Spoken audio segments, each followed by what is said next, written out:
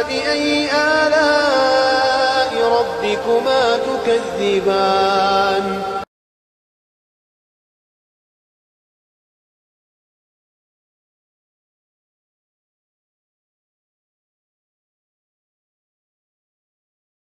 السلام علیکم ورحمۃ اللہ وبرکاتہ۔ الحمد للہ الذی من علینا بنعمت الاسلام وجعلنا من قدام سنت نبینا علیہ الصلاۃ والسلام۔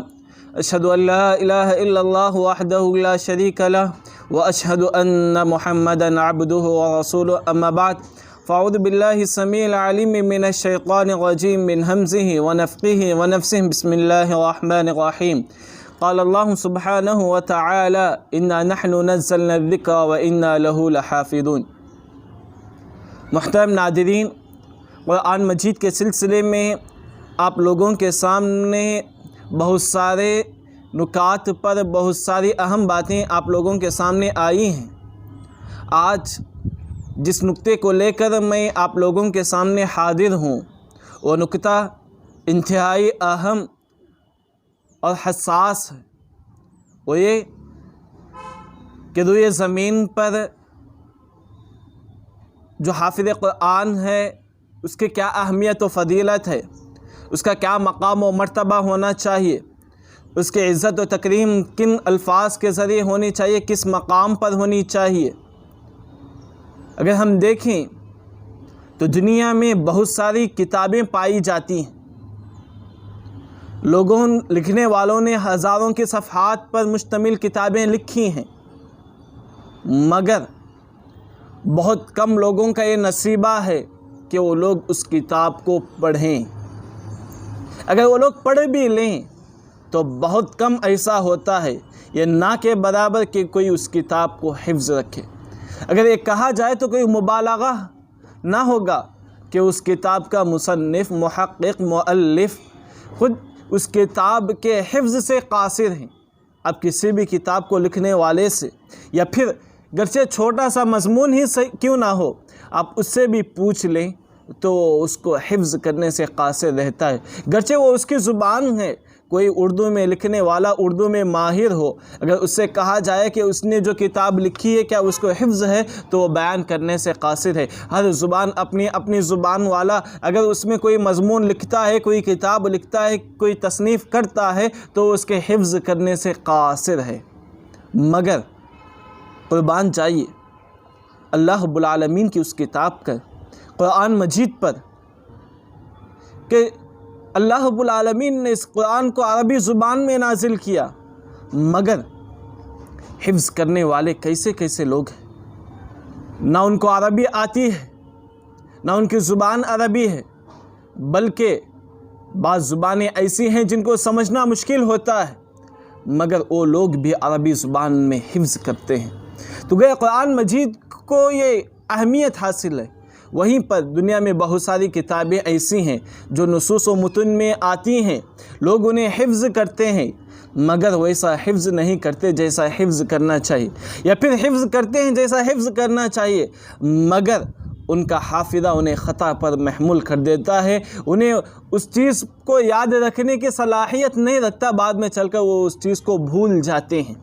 تو کہنے کا مقصد یہ ہے کہ دنیا میں قرآن کی یہ واحد ایسی کتاب ہے جس کو لاکھوں نہیں، کروڑوں نہیں، کتنے لوگوں نے حفظ کیا، اپنے دلوں میں محفوظ کیا، اپنے دل و دماغ میں محفوظ رکھا، اس کو بارہا پڑھتے ہیں، اس کی تلاوت کرتے ہیں اور اس کا ورد کرتے رہتے ہیں۔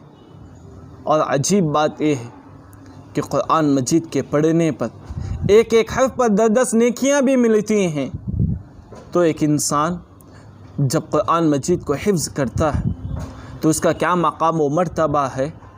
اگر ہم دیکھیں تو قرآن و حدیث میں دنیا میں بھی اخروی زندگی میں بھی بہت ساری اہمیت و فضیلت بیان کی گئی ہے۔ تو میں آج آپ لوگوں کے سامنے جس نقطے کو بیان کرنے کی کوشش کروں گا وہ یہ کہ حافظ قرآن کی دنیا میں کیا اہمیت و فضیلت ہے، اس کا کیا مقام و مرتبہ ہے، میں اس کو بیان کرنے کی کوشش کروں گا۔ اگر ہم دیکھیں ایک انسانی زندگی پر ایمان کے بعد، توحید کے بعد سب سے اہم چیز، سب سے بڑی چیز جو ہوتی ہے وہ نماز ہے۔ ایک مسلمان پر چاہے مرد ہو کہ عورت، دن میں 5 مرتبہ نمازیں فرض قرار دی گئی ہیں، بلکہ اس کا تاکیدی حکم بلوغت سے پہلے بھی دیا گیا ہے۔ قرآن نماز میں جو سب سے اہم شے ہوتی ہے وہ قرآن مجید کی تلاوت ہوتی ہے، تو امامت کا حقدار وہ انسان قرار پاتا ہے جو قرآن مجید کا حافظ ہو یا جس کو قرآن مجید سب سے زیادہ حفظ ہو۔ گرچہ اس امام کے پیچھے بڑے بڑے ادبا پائے جاتے ہوں، صلحاء پائے جاتے ہوں، عمرا کا وجود ہو، عمر رسیدہ لوگوں کا بھی اس میں شامل ہوں، کئی احباب اس میں موجود ہوں، مگر حافظ قرآن کی اہمیت اور فضیلت کچھ الگ ہی بات ہے۔ حافظ قرآن گرچہ چھوٹی ہی عمر والا کیوں نہ ہو، گرچہ نابالغ ہی کیوں نہ ہو، مگر امامت کا حقدار وہی ہے جو حافظ قرآن ہو یا جو قرآن مجید کا سب سے زیادہ حافظ ہو۔ آپ کو معلوم ہونا چاہیے کہ ابو مسعود رضی اللہ تعالیٰ عنہ بیان کرتے ہیں کہ اللہ کے نبی صلی اللہ علیہ وسلم نے فرمایا یا القوم اقرأہم لکتاب اللہ، کہ قرآن مجید کو جو سب سے زیادہ حفظ کرنے والا ہے، جو قرآن مجید کا سب سے زیادہ حافظ ہو، وہ اس بات کا حق رکھتا ہے کہ وہ قوم کی امامت کرے، لوگوں کی امامت کروائے۔ اس کے بعد اللہ کے نبی صلی اللہ علیہ وسلم نے کہا کہ اگر لوگ قرآن مجید میں برابر ہوں، حفظ میں سب برابر ہوں، تو فَأَعْلِمْهُمْ بِالسُّنَّةِ، جس کے پاس سنت کا، احادیث کا علم سب سے زیادہ ہو، وہ شخص امامت کا حقدار ہے۔ اور اس کے علاوہ اور بھی طویل حدیث ہے۔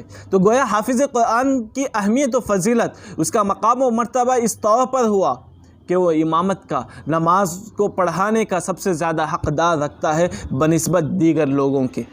یہی وجہ ہے کہ عبداللہ بن عمر رضی اللہ تعالیٰ عنہ بیان کرتے ہیں کہ لما قدم المہاجرون الاولون العصبہ موضع بقباء، کہ قباء نامی مقام پر مہاجرین کی پہلی جماعت جب پہنچے اللہ کے نبی صلی اللہ علیہ وسلم کے ہجرت سے پہلے، کان یؤمہم سالم مولا ابی حذیفہ، تو ابو حذیفہ کے آزاد کردہ غلام سالم ان لوگوں کی امامت کرواتے تھے۔ سبب کیا بتایا گیا؟ وَكَانَ أَكْثَرُهُمْ قُرْآنًا، اس لیے کہ قرآن مجید ان کو سب سے زیادہ حفظ تھا۔ جو لوگ مہاجرین اولین میں تھے ان میں سب سے زیادہ اگر کسی کو قرآن مجید حفظ تھا تو سالم مولا ابی حذیفہ تھا۔ تو گویا پتہ یہ چلا کہ صحابہ اکرام بھی امامت کا حقدار اسی کو سمجھتے تھے جو قرآن مجید کا سب سے زیادہ حافظ ہو۔ اسی طرح آپ کو معلوم ہونا چاہیے کہ امامت کا، نماز کے علاوہ امیر بنانے کا جو حق رکھتا ہے وہ بھی حافظ قرآن ہے۔ آپ کو معلوم ہونا چاہیے کہ عمر بن خطاب رضی اللہ تعالیٰ عنہ نے اپنے دور خلافت میں نافع بن عبد الحارث کو اسفان کا امیر بنایا۔ اسفان میں ملاقات ہوئی، انہیں مکہ کا گورنر بنایا ہوا تھا، تو انہیں اسفان میں ملاقات ہوئی نافع بن حارث کی۔ عمر بن خطاب رضی اللہ تعالیٰ عنہ سے پوچھا کہ آپ نے گورنر کس کو بنایا مکہ کا؟ تو انہوں نے کہا کہ ابزہ ابن ابزہ۔ فرمایا کہ وہ کون ہے؟ تو کہا انہو قارئ لکتاب اللہ۔ نافع بن عبد الحارث نے کہا کہ وہ قرآن مجید کا سب سے بڑا قاری ہے۔ وَإِنَّهُ عَالِمٌ بِالْفَرَائِض، اور اس کے یہاں فرائض کا علم پایا جاتا ہے۔ اس کے بعد عمر رضی اللہ تعالیٰ عنہ نے کہا اما ان نبیکم قد قال ان اللہ یرفع بهذا الکتاب اقواما ویضع به آخرین، کہ یقیناً تمہارے نبی نے سچ کہا کہ اس قرآن کے ذریعے اللہ رب العالمین بہت سارے لوگوں کو سر بلندیاں عطا کرتا ہے اور بہت سارے لوگوں کو ذلیل و رسوا کرتا ہے۔ تو گویا پتہ یہ چلا کہ نافع بن عبد الحارث نے مکہ کا گورنر بھی محض اس وجہ سے بنایا کہ انہیں قرآن مجید کا علم تھا اور وہ میراث کے ماہر تھے۔ تو گویا پتہ چلا، اور اس پر عمر بن خطاب رضی اللہ تعالی عنہ نے کوئی نکیر نہیں کی، بلکہ اللہ کے نبی صلی اللہ علیہ وسلم کی احادیث بیان کر کے موافقت کی۔ تو گویا یہ چلا، بتانے کا مقصد یہ ہے کہ حافظ قرآن کی دنیا میں بہت زیادہ اہمیت و فضیلت ہے۔ بس ایک آخری بات جو بتانا میں چاہتا ہوں وہ یہ کہ آپ کو معلوم ہونا چاہیے کہ غزوہ احد اسلام کی دوسری بڑی جنگ ہے۔ اس میں بہت سارے بلکہ 70 صحابہ شہید ہوئے جنہیں شہدائے احد کہا جاتا ہے۔ اللہ کے نبی صلی اللہ علیہ وسلم نے ایک ایک قبر میں 2-2 3-3 لوگوں کو اور ایک ایک کپڑے میں 2-2 3-3 لوگوں کو دفن کر دیا۔ اس کے بعد اللہ کے نبی صلی اللہ علیہ وسلم کہتے ہیں ایہم اکثر اخذا للقرآن، کہ کون سب سے زیادہ قرآن مجید کو حفظ کیا ہوا ہے، کس کے پاس سب سے زیادہ قرآن مجید تھا، تو اللہ کے نبی صلی اللہ علیہ وسلم اس کو دیگر لوگوں پر مقدم کرتے، یعنی سب سے پہلے اس کو رکھتے، اس کے بعد جو اس سے کم قرآن مجید کا حافظ ہو اس کو رکھتے ہیں۔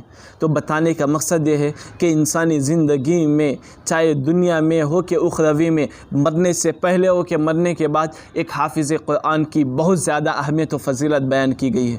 لہذا ہم حافظ قرآن کی اہمیت کو سمجھیں، اس کے مقام و مرتبے کو جانیں، اور خود اور اپنے اہل و عیال کو، اپنے بیوی بچوں کو بھی اس کی طرف رغبت دلائیں، ترغیب دلائیں، کیونکہ اس کے بہت زیادہ فوائد و ثمرات انسان اپنی دنیاوی زندگی میں دیکھے گا اور اخروی زندگی میں باذن اللہ اس کو حاصل ہوں گے۔ رب کائنات سے دعا گو ہیں کہ العالمین ہم تمام کو قرآن مجید کو حفظ کرنے اور اس حفظ کو یاد رکھنے اور اس پر عمل کرنے کی توفیق عطا فرمائے۔ آمین۔ وآخر دعوانا ان الحمد للہ رب العالمین، والسلام علیکم ورحمۃ اللہ وبرکاتہ۔